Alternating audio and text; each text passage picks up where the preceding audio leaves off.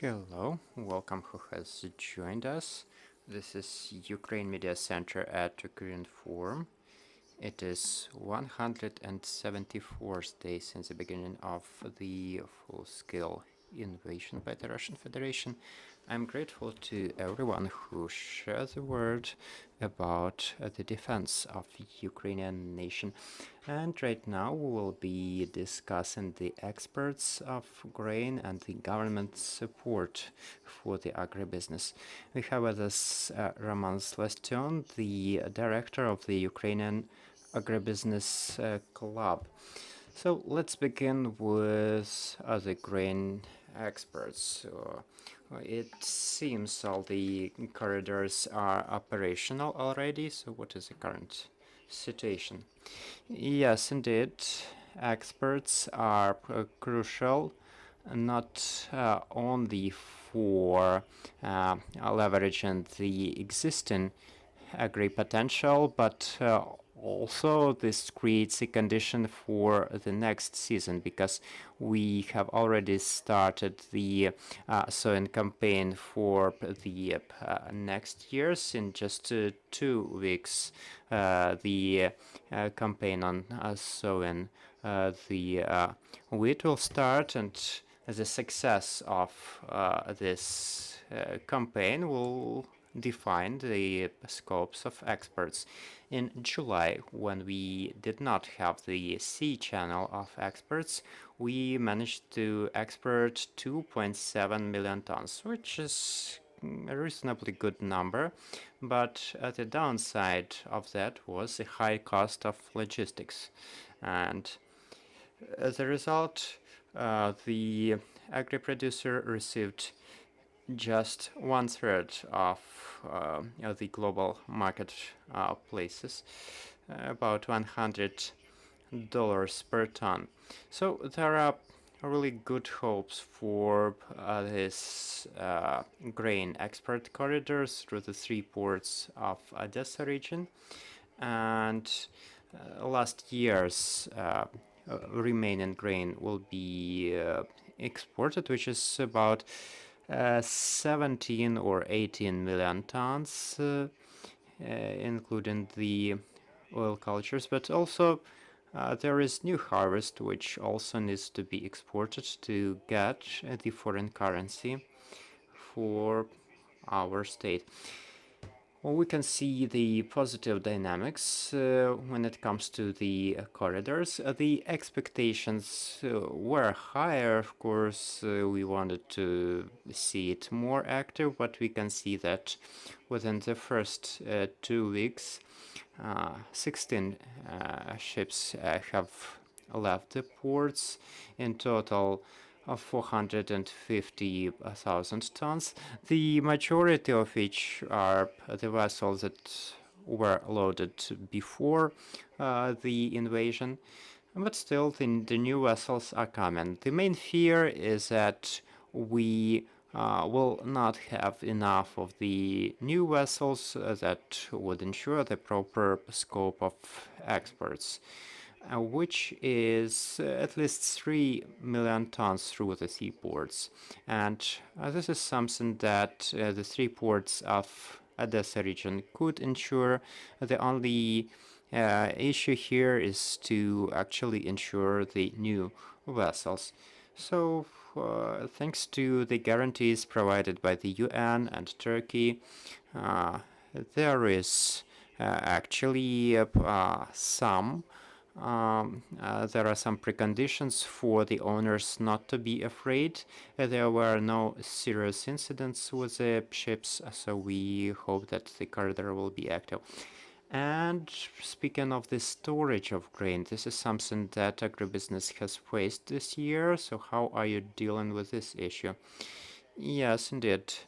There is some lack of storage facilities for about 10 to 15 million tons.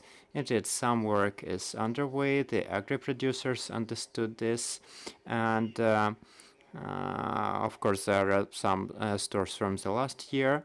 So these polymer sleeves were contracted for a temporary storage of grain for a year or even a year and a half under the conditions of the proper quality of grain and observing the storage technology. So this scope of 10 to 15 million tons will be covered by these polymer sleeves that will be stored in the open air. In this regard, we are expecting support from FAO that they can provide, and also there are many other organizations partaking in the supplies of these polymer sleeves, and also very importantly for the equipment necessary for loading and unloading of grain. That's because we also lack some of the equipment. And one more ways, which is not really good, but something that will probably be put into action. Many agri-producers will actually have no money for the storage of corn, or will have no capacity to harvest it. Many of the fields, some of the fields, will be staying with the corn on them. So it all depends on the experts, on the money coming in from the experts, and also there is a big hope for the government support programs, including the financing program. Okay, let us discuss this in more detail. What kind of support programs are there, and are they sufficient for the agribusiness? The major program provided by the government is the bank loan program that was available in spring till the 31st of May. This is how we managed to complete the sowing campaign on all the agricultural lands that were available and located on the government-controlled territories. Surely we could not do that on the occupied territories, but the territories that were here and that were liberated, such as Chernihiv and Sumy regions, the sowing campaign took place almost to the full extent. And thanks to the government guarantees, the scope of the sowing and observing the proper technology was ensured. Right now, there are huge expectations that this program will be expanded. These were the loans due in 6 months. We understand that quite soon this period is expiring, but since the experts are limited, agri-producers do not have enough money to pay back. So hopefully the government with the international partners will find opportunities to finance the sowing campaign for us also to have a harvest in 2023. If we do not do this right now, we will have considerable problems with experts. Right now, without these programs and without the increase of experts, we are expecting 30 to 60% of gaps in this sowing campaign.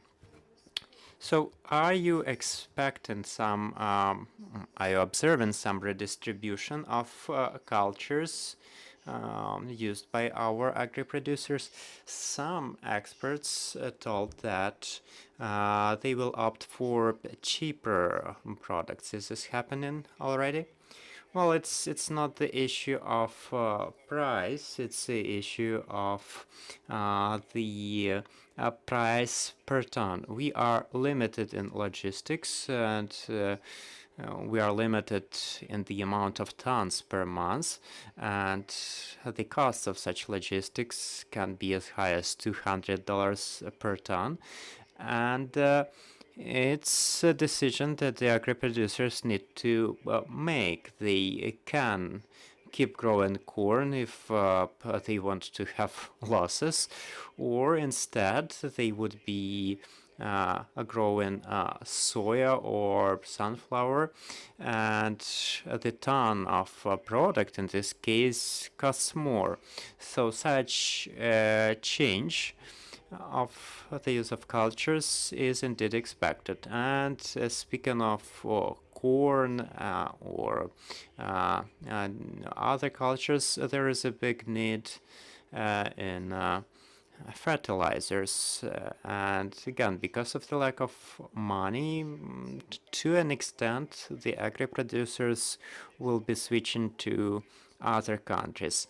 But this mainly has to do with exports.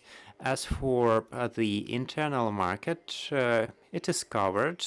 There will be no serious problem with food security, but the problem since next year will be the fact that we will see the reduction of the total scope of production, and this will also entail the reduction of money. So, what is your assessment of the amount of money necessary to fully support the sowing campaign? The gap, according to our assessment with the agri-producers, it's about $9 billion. And right now, the gap is quite big for the fall sowing campaign. For sowing for the next year, this is a minimum amount that's necessary. If the ports get fully operational, if we arrive at the mark of 3 million tons, then we are going to be able to balance the situation somehow. But the problem is there already. It is urgent because sowing of the winter cereals has started already.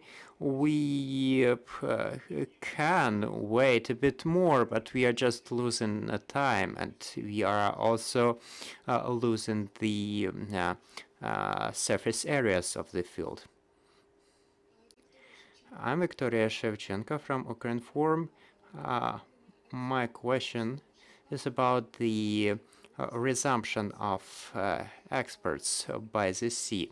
We are not hearing much about the river and rail exports. What is happening with those areas? Well, they are still quite active because the majority of traders and agri-producers, they understand that these seaports are not substituting the existing ways of export. They are an addition because we have between 17 and 18 million tons of last year's harvest, and this year about 50 million tons, which shows us there is a necessity to export over 6 million tons per month. So this is something that our agri-sector can provide over the next marketing year. And the exports continue and they even increase both on the railway and also on the other types of transport, the road and river ones as well, over the last 15 days. So there is big hope that after the full resumption of work of the seaports, after arriving at least 1 million tons per month, the cost of those alternative pathways would go down. So these delivery prices that are maybe 3 times higher than usual, they will cool down a bit, and the money received by agri-producers will be higher. So the bigger share of the global prices will go to the pockets of the agri-producers. I'm Viktor Melnikov from CGTN. Can you please tell what is the total number of ships that have left our ports, and what is the scope of exports planned on a monthly basis? Over the last 2 months, there were 16 ships that left the three seaports in the Odessa region. They were carrying about 450,000 tons of grain and cultures. Right now, the exports continue. Right now, there are additional 5 ships that are going to be going to move in the direction of Bosporus. Thank you. Thank you for joining us. This was Roman Slaston, the CEO of the Ukrainian Agribusiness Club. Thank you so much, dear colleagues, for your attention to these subjects. Follow our announcements.